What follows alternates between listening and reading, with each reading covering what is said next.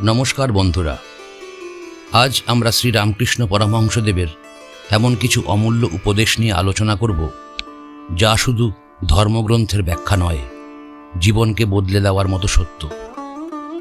শ্রী রামকৃষ্ণ বলতেন, বেশি পড়াশোনার দরকার নেই, কারণ অনেক সময় অতিরিক্ত পড়াশোনা মানুষকে ঈশ্বরের পথে এগিয়ে না নিয়ে তর্ক বিতর্কের জালে জড়িয়ে ফেলে। জ্ঞান তখন হৃদয়ে নেমে আসে না, কেবল মুখের কথায় সীমাবদ্ধ থাকে। তিনি একটি অত্যন্ত সুন্দর ও রসিক উদাহরণ দিতেন। বলতেন, গীতা গীতা গীতা 10 বার বলতে বলতে যেন ত্যাগী ত্যাগী হয়ে যায়। এই কথার গভীর অর্থ কি? গীতার মূল শিক্ষা হল ত্যাগ, তবে সংসার ছেড়ে পালিয়ে যাওয়ার ত্যাগ নয়, বরং কামনা, অহংকার, স্বার্থপরতা এবং আসক্তিকে ত্যাগ করে ঈশ্বরের দিকে এগিয়ে যাওয়া।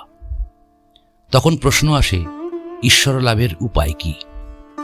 শ্রীরামকৃষ্ণের উত্তর ছিল অত্যন্ত স্পষ্ট। তিনি বলতেন, বিবেক, বৈরাগ্য এবং ঈশ্বরের প্রতি গভীর অনুরাগ। বিবেক মানুষকে সত্য ও অসত্যের পার্থক্য শেখায়। বৈরাগ্য মানুষকে ক্ষণস্থায়ী সুখের মোহ থেকে মুক্ত করে, আর অনুরাগ সেটিই মানুষকে ঈশ্বরের কাছে পৌঁছে দেয়। কিন্তু এই অনুরাগ কেমন হওয়া উচিত?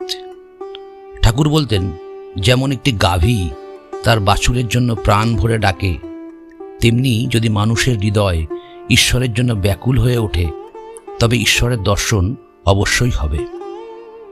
এই ভাবেরই প্রতিধ্বনি আমরা বেদেও পাই। সেখানে প্রার্থনা করা হয়েছে, হে প্রভু, গাভী যেমন বাছুরের জন্য ব্যাকুল হয়ে ডাকে, আমরাও তেমনি আকুল হৃদয়ে তোমাকে ডাকছি। শ্রীরামকৃষ্ণদেব বলতেন, ব্যাকুলতার সঙ্গে যদি বিবেক ও বৈরাগ্য যুক্ত হয়, তবে ঈশ্বরের সাক্ষাৎ একদিন না একদিন অবশ্যই হবে। যখন এই প্রেম ও ব্যাকুলতা চরমে পৌঁছয়, তখন মানুষের মধ্যে এক অপূর্ব ঈশ্বরমত্ত ভাব প্রকাশ পায়। সে আর জগতের হিসাব নিকাশে আবদ্ধ থাকে না, ঈশ্বর প্রেমে আত্মহারা হয়ে যায়।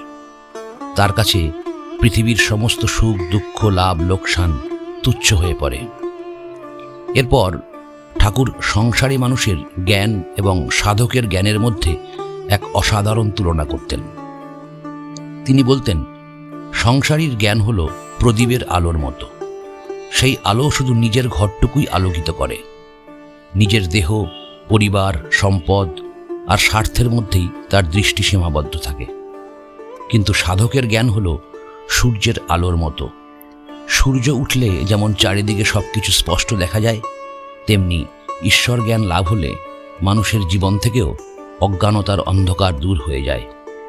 তখন সে উপলব্ধি করে, এই জগৎ অনিত্য, একমাত্র ঈশ্বরই চিরন্তন সত্য, আর তিনি প্রতিটি প্রাণে, প্রতিটি হৃদয়ে, সমগ্র বিশ্বব্রহ্মাণ্ডে বিরাজমান। বন্ধুরা, শ্রীরামকৃষ্ণের এই শিক্ষা আজও আমাদের পথ দেখায়। তাই শুধু বই পড়ে নয়, নিজের জীবনে বিবেক, বৈরাগ্য এবং ঈশ্বরের প্রতি আন্তরিক ভালোবাসাকে ধারণ করার চেষ্টা করি। তবেই জীবনের প্রকৃত অর্থ উপলব্ধি করা সম্ভব হবে। আপনাদের সকলকে আন্তরিক ধন্যবাদ। ঈশ্বর আপনাদের সকলের জীবন শান্তি, শক্তি ও আনন্দে পরিপূর্ণ করুন। নমস্কার। আপনাদের যদি এই ভিডিওটি ভালো লেগে থাকে, তাহলে ভিডিওটি লাইক করুন, শেয়ার করুন এবং এমনই আধ্যাত্মিক ও জীবনমুখী আলোচনা নিয়মিত পেতে আমাদের চ্যানেল মুকুট উইজডম সার্কেল সাবস্ক্রাইব করতে ভুলবেন না। ধন্যবাদ।